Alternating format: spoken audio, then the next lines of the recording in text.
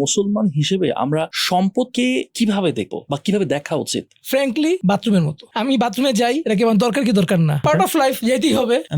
কিন্তু আমি কি এনজয় করি বাথরুমে থাকা? মানে আমার বাথরুমে যেতেই হবে, বাথরুমে থাকতে হবে, বাথরুমে আমার লাইফ। নো, বাথরুমে যাই, দরকার শেষ, কাজ শেষ, বেরো চলে আসি, খালাস। ওয়েলথ হচ্ছে আমার একটা টুল, বেঁচে থাকার ওয়ান অফ দ্য টুল, এর বেশি কিছু না। আমি ভেবে দেখবো আমার যতটুকু দরকার বেঁচে থাকার জন্য ততটুকু রাখবে, আমি এটা দিয়ে যেটুকু ভালো কাজ করা দরকার সেটা ভালো কাজ করবো। বাট ডেফিনেটলি এর বাইরে অনেক কিছু আছে যেটা লাইফে অনেক হায়ার মিনিং এনে দেয়, হায়ার অ্যাচিভমেন্ট এনে দেয়, হায়ার ফিলিংস এনে দেয়, যে আমার বেঁচে থাকার জন্য খুব ভালো, I am feeling good, fulfilment এনে দেয়। এরকম অনেক কিছু আছে। সবচেয়ে বেস্ট ওয়েলথের থেকেও বেশি ওয়েলথ, রাসূলুল্লাহ সাল্লাল্লাহু সাল্লাম এই কথাটা বলছেন যে নবী রাসূলরা ওয়ারিস হিসেবে টাকা পয়সা রেখে যান না, তারা নলেজ রেখে যান। এই নলেজটা যে নিতে পারে সে তো আসলে সবচেয়ে বেস্ট ওয়েলথ নিছে। পৃথিবীর যত ওয়েলথ আছে সবচেয়ে বেস্ট ওয়েলথ হচ্ছে নলেজ, যেটা নবী রাসূলরা রেখে গেছেন, আল্লাহর কাছ থেকে পাইছেন, আল্লাহ যা দিচ্ছেন সেটা তারা নিয়ে আসছেন। কারণ আপনি সোনা তুলতেছেন কোত্থেকে? মাটির তলা থেকে। আর আপনি নলেজ কোত্থেকে পাইছেন? আসমান আল্লাহর কাছ থেকে। কোনটা উঁচু কোনটা নিচু এটা তো আমরা চিন্তা করলে বুঝতে পারি।